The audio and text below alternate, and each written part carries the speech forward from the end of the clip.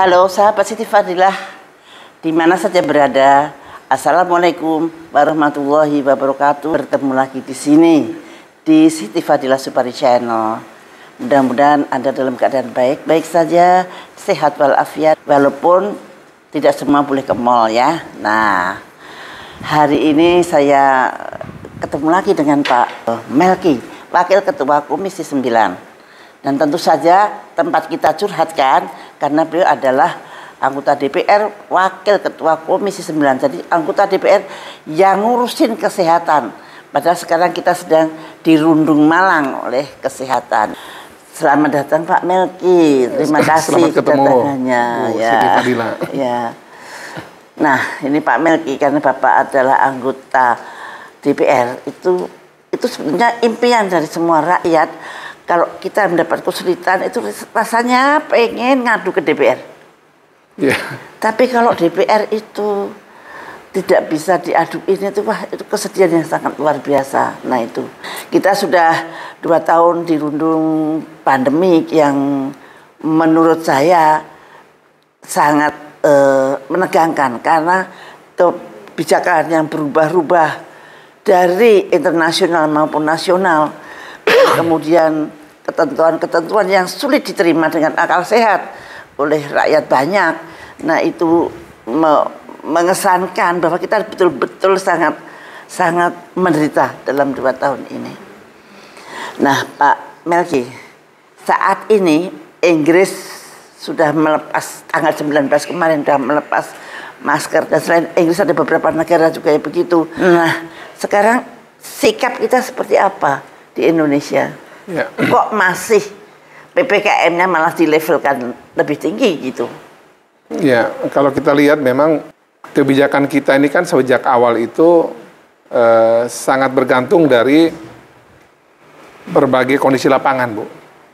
Baik itu penularan, tingkat pengisian tempat tidur rumah sakit yang untuk penanganan COVID, kemudian dulu pernah ada tambah lagi tentang vaksinasi, lalu juga melihat kematian, kesembuhan, dan saat ini juga kan kita mengukur lagi bagaimana kondisi terutama varian Omikron ini di lapangan. Yang kalau kita lihat sekarang memang varian Omikron ini kan gejalanya kan dia cepat menular tapi tidak berdampak sangat serius sebenarnya bagi masyarakat kita, tanpa gejala ataupun gejalanya sangat ringan. Nah dengan kondisi ini memang saya lihat penanganan atau kebijakan penanganan pandemi pemerintah saat ini masih dengan pola masih mirip Delta nih saya lihat. Zaman Delta kan kita PPKM kan mulai dibikin level ya. Kemudian juga melihat tingkat penularan. Kemudian melihat tingkat kesembuhan, meninggal dan juga rumah sakit. Kemarin kami diskusi di Komisi 9 itu kami melihat bahwa kalau Omikron ini yang dominan saat ini, sebenarnya ukuran paling besar itu kita lihat justru di tingkat rumah sakit saja. Penularan kan pasti tinggi. Kalau Omikron kan karena dia cepat menyebar dan dampaknya kan ringan sebenarnya. Kemarin juga Kemenkes sudah mengatakan bahwa yang kena Omikron juga itu cukup di rumah saja. Yang penting mereka di rumah saja pakai telemedicine dengan petugas kesehatan. Jadi sederhana aja sebenarnya penanganannya. Jadi kecuali mungkin yang sekarang ini kita lihat adalah bagaimana apakah Omikron ini membuat orang banyak masuk rumah sakit atau tidak.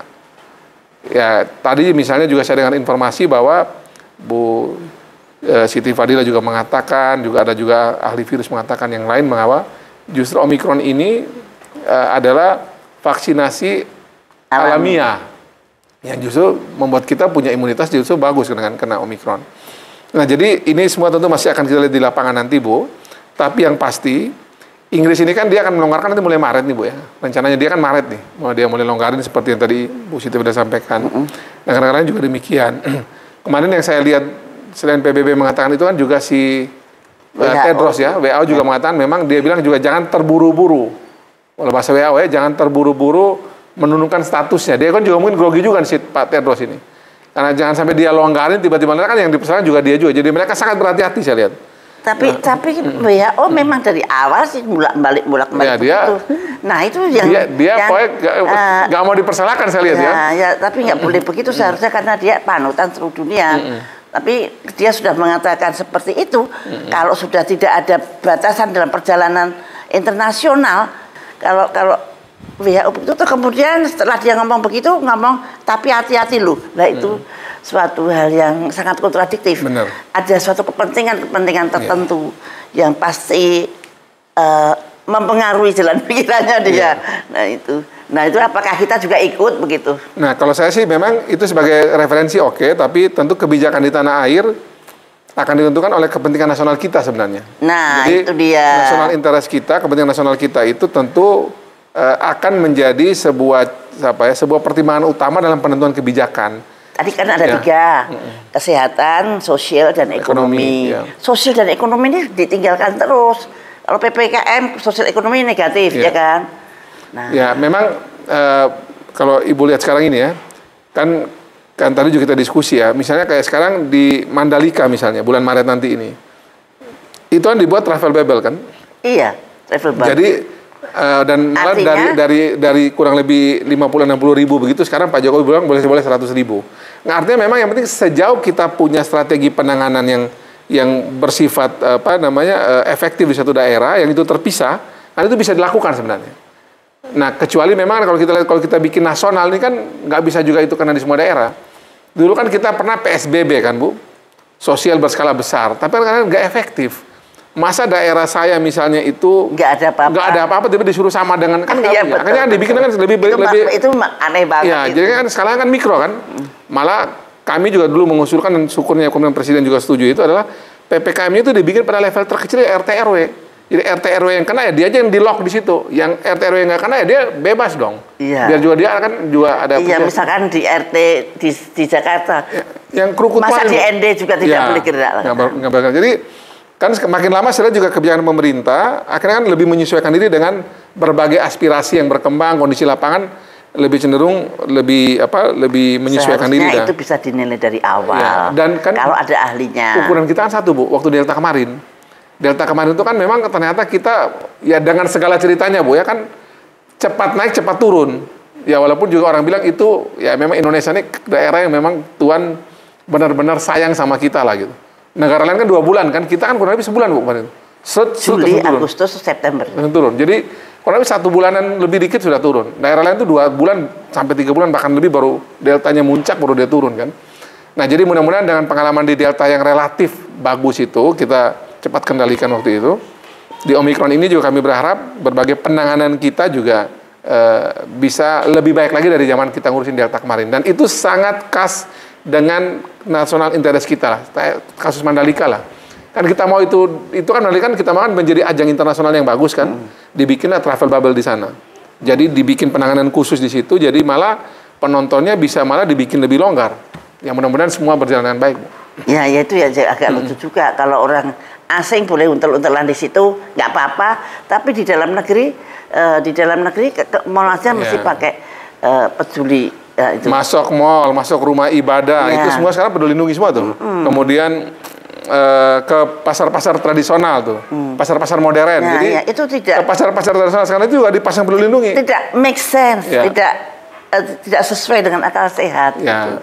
Nah yang kayak begitu itu membuat rakyat berkurang kepercayaannya terhadap yang mengatur. Jadi memang nanti ini memang saya kira butuh penjelasan yang clear ya. Nah, jadi argumentasi yang clear terkait dengan berbagai kebijakan ini itu mudah-mudahan bisa disampaikan oleh pemerintah, Kementerian Kesehatan, Satgas bisa menyampaikan dengan baik ke lapangan dengan pola penjelasan dan argumentasi yang sederhana dan mudah dipahami sehingga ya kenapa Mandalika seperti itu, Itulah yang kurang banget dari awal. Ya. Sampai untuk disuntik juga rakyat pada lari-lari karena nggak tahu itu suntikan apa untuk apa. Kemarin saya baru muji ini Bu Siti Nadia ya. Yang di Kemenkes. Yang Kemenkes yang jadi ini, yang jadi jubir itu. Saya bilang ini Kemenkes ini Ibu dapat Ibu Siti Nadia ini sudah bersyukur juga nih. Akhirnya ada yang bisa menjelaskan Bu. Dulu kan susah, siapa yang ngejelasin? Karena kan hampir semua isu itu petugasnya suruh dia yang ngejelasin. Paling tidak mengurangi disinformasi. Makanya saya bilang sama Bu Penny, Badan POM juga mestinya punya kayak Ibu Siti Nadia ini. Bisa jelasin lah, kenapa setujunya vaksin ini, apa sih cerita soal vaksin dan seterusnya. Jadi, di pandemi ini kan yang selain soal klinisnya si COVID ini, yang dari awal juga selalu kita khawatir kan adalah yang juga cukup parahnya adalah infodemik itu Bu. Jadi info yang salah kan juga menjadi pandemik juga. Pandeminya di bagian informasi. Iya, yang info yang nggak benar. Masa penularan bisa airborne, bisa melalui mata lah. Nah, sekarang dari pandemik ini, kalau kita bisa nilai, kita sangat lag atau sangat kurang dalam laboratorium virus. Semua data, semua pendapat berdasarkan dari luar. Seharusnya begitu datang, itu virus itu kita teliti betul, dan kita harus tahu betul virus itu begini, dan bagaimana dia akan pergi, bagaimana dia datang, dan sebagainya. Karakteristik yang sangat spesifik ya gitu. Nah, tapi bersamaan dengan itu, kita punya laboratorium yang namanya Eijkman. Itu laboratorium yang sangat luar biasa dengan international level, sudah mempunyai kredibilitas di luar negeri, sudah mempunyai keahlian dalam meneliti virus dalam apapun juga.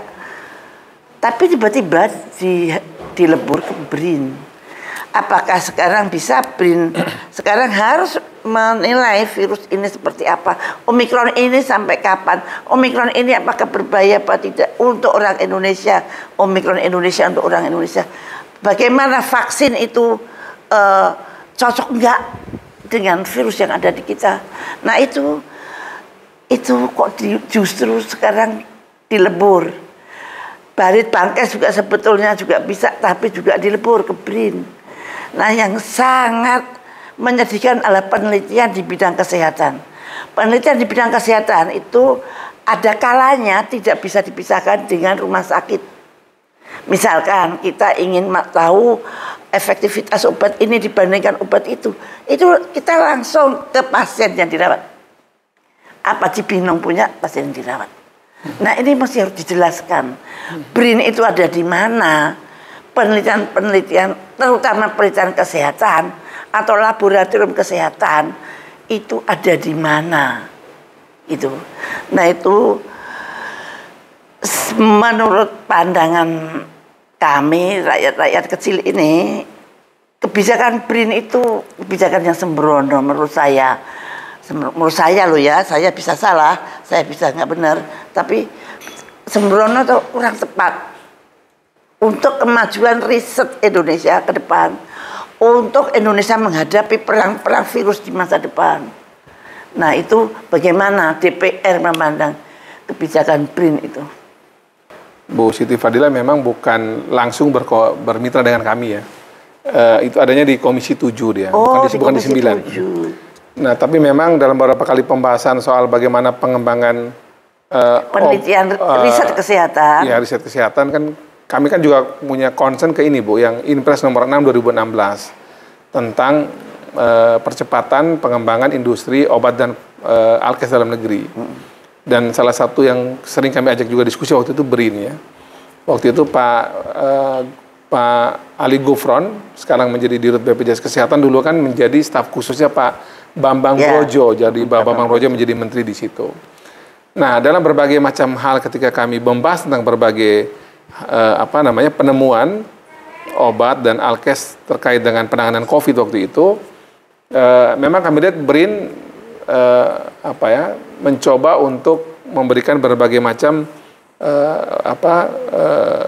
kebijakan lah ya, ataupun terobosan mereka untuk bisa menjadi jembatan untuk membangun sebuah institusi kolaborasi untuk obat dan alkes dalam negeri bisa kita hasilkan sendiri untuk menghadapi berbagai maksud pandemi COVID ini. Nah, tapi kami juga tidak pernah menyangka bahwa kemudian dalam waktu yang sangat cepat ini kemudian ada keputusan bahwa berbagai lembaga termasuk Eijkman masuk dalam BRIN, dan kemudian jadilah seperti yang BRIN yang saat ini kita kenal ini. Jadi jangankan ke Bu Siti Fadila dan masyarakat umum ya, kami juga di DPR RI juga tidak mendapatkan penjelasan yang utuh terkait kebijakan ini. Maksudnya BRIN sendiri juga tidak pernah atau belum pernah, kami juga secara kelembagaan di Komisi 9 ya, mendapatkan gambaran bahwa nanti akan ada desain menggabungkan semua dalam konteks penelitian dan inovasi dalam pola seperti BRIN ini. Dan di internal Komisi 9 sendiri juga perdebatan tentang kenapa sih Eijkman masih masuk sana juga sama, Bu. Kami juga merasa sayang juga Eijkman masih gabung di BRIN, padahal dia sebagai institusi sendiri juga itu udah kontribusinya jelas bagi bangsa ini, bagi dunia dan bagi ilmu pengetahuan, dan dilalak kita nih lagi sementara juga hadapin COVID yang dia juga lagi berperan. Dia kan bikin vaksin merah putih, Bu. Jadi platform vaksin merah putih, kalau nggak salah, kalau vaksin merah putih katanya diteruskan di Cibinong. Kan ada beberapa nih, Bu. Ada beberapa yang mengembangkan vaksin merah putih. Unair, maksud Eijkman dan yang lain, ada 6 kalau nggak salah kemarin. Nggak tahu terakhir tinggal sisa berapa. Tapi intinya adalah Eijkman ini punya banyak penelitian yang bisa kita pakai dan dunia pakai sebenarnya. Nah, sampai saat ini karena kami juga tidak mendapatkan penjelasan juga yang utuh tentang hal ini, ya di Komisi 9 sendiri dan saya kira juga di Komisi 7 yang bermitra dengan BRIN, pertanyaan ini juga harus mendapat penjelasan dari teman-teman di BRIN. Desain besarnya apa tuh kami juga terus terang juga masih belum dapat penjelasan yang clear. Iya, saya juga kaget tiba-tiba itu masuk begitu. Jadi menurut saya sembrono. Satu, tidak memberikan misalkan kayak omnibus law itu kan rodok sebelumnya sudah pada tahu gitu. Ini nggak ada yang tahu, nggak ada yang ini. Ya kalau omnibus law kan dia sudah jadi perdebatan publik dulu baru kemudian diputuskan. Nah ini kan tidak ada perdebatan yang berarti itu langsung diputuskan. Nah itu yang jangankan publik luar, DPR RI sendiri juga. Saya cek juga teman-teman Komisi 7 juga mereka juga belum dapat juga penjelasan yang cukup clear soal ini. Sekarang kita menginjak ke sistem pertahanan. Sebetulnya ini Komisi 1 ya. Tetapi karena saya ingin mengusulkan sistem pertahanan nasional yang strategis, itu sekarang ini harus fokus pada bidang kesehatan. Jadi Komisi 9 tidak bisa tengok-tengok, tidak bisa goyang-goyang kaki, harus ikut memikirkan itu. Jadi bagaimana kita menghadapi perang-perang virus yang akan datang. Ini udah pasti nih. Apalagi Bill Gates sudah mengatakan bahwa nanti setelah Omicron, setelah COVID akan ada pandemik yang lebih gawat. Kalau kita tidak punya di dalam sistem pertahanan nasional kita tidak punya bidang kesehatan yang handal, suatu virus laboratorium virus yang kredibel, terus apa yang dipakai di dalam mempertahankan negara ini?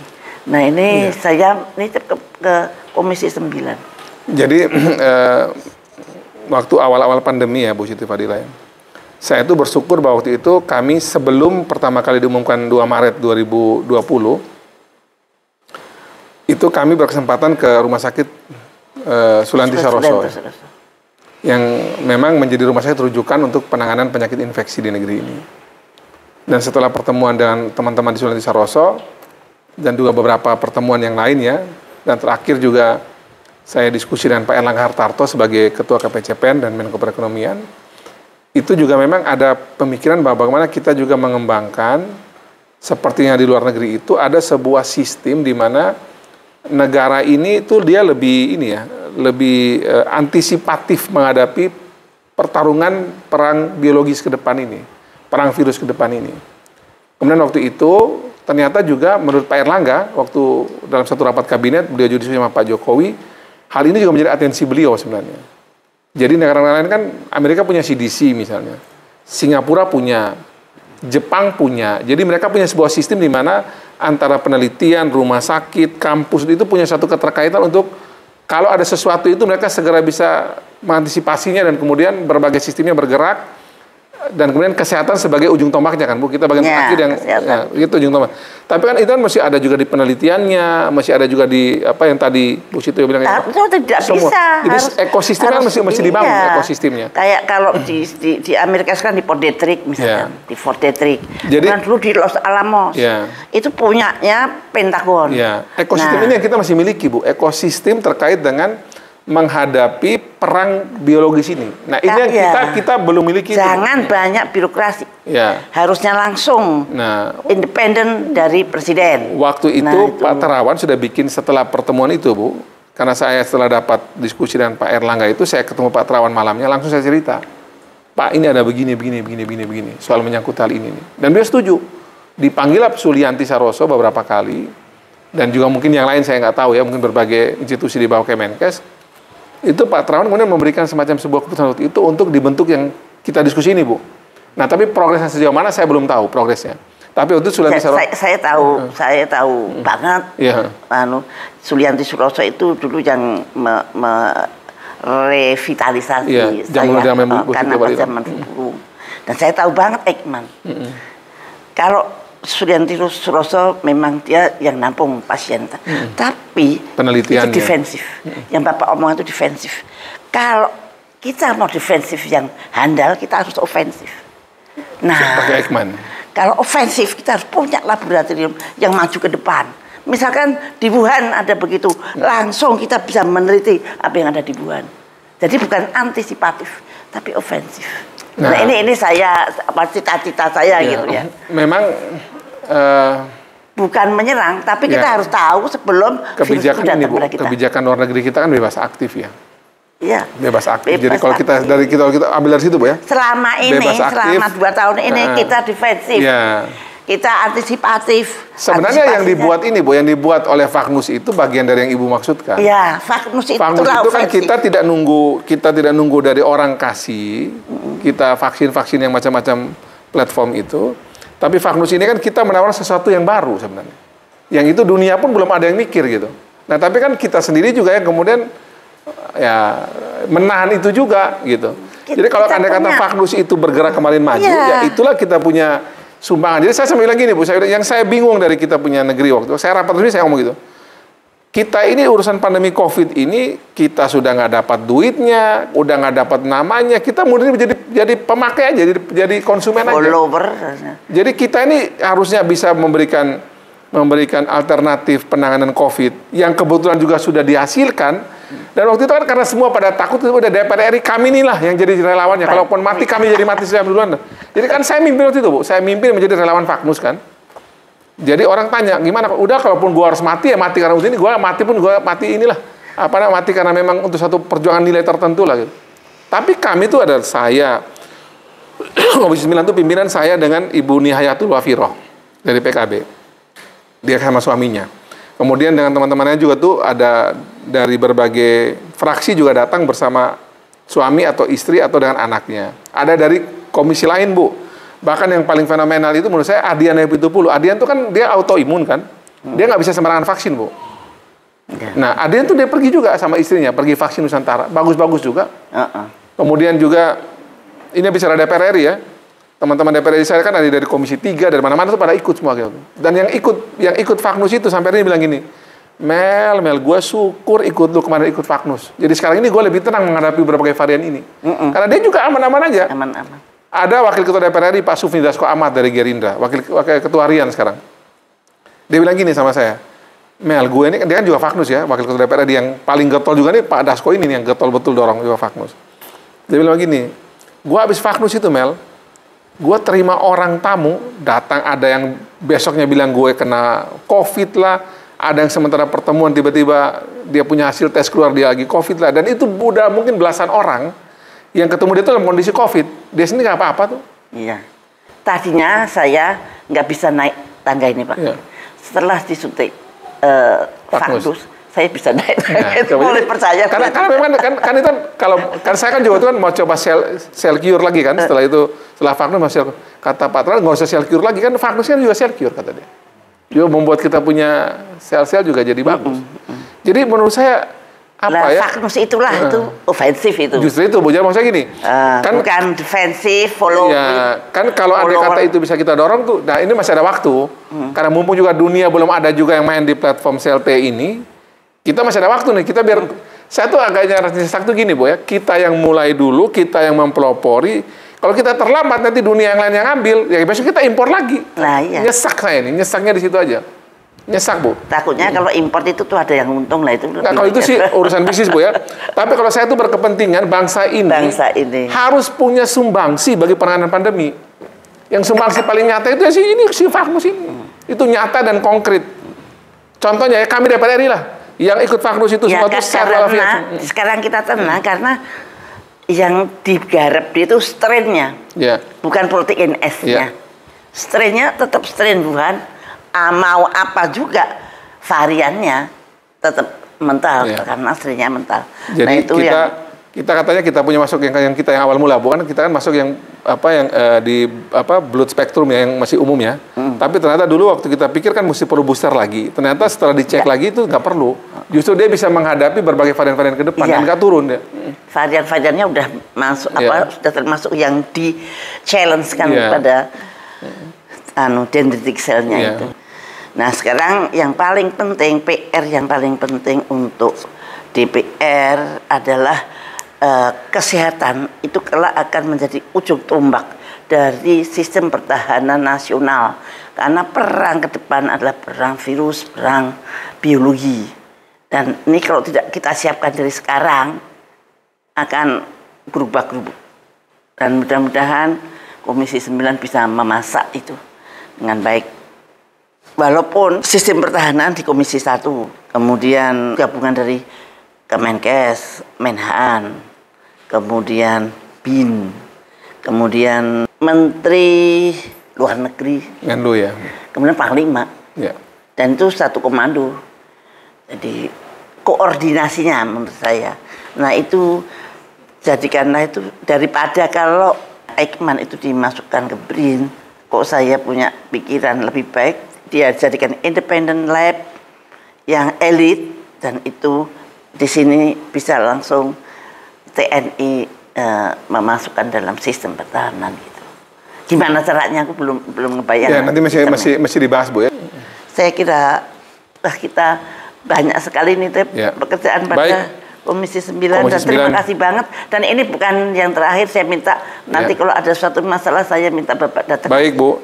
Ya demikianlah para sahabat Siti Fadilah, bincang-bincang saya dengan Bapak anggota DPR Komisi 9. Mudah-mudahan semua anggota DPR itu kayak beliau ini ya, yang sangat concern terhadap kepentingan masyarakat banyak gitu. Dan marilah kita bersama-sama berdoa dan bersama-sama mengawal DPR agar bisa menjalankan tugas-tugasnya dengan sebaik-baiknya. Terima kasih atas perhatiannya. Wassalamualaikum warahmatullahi wabarakatuh.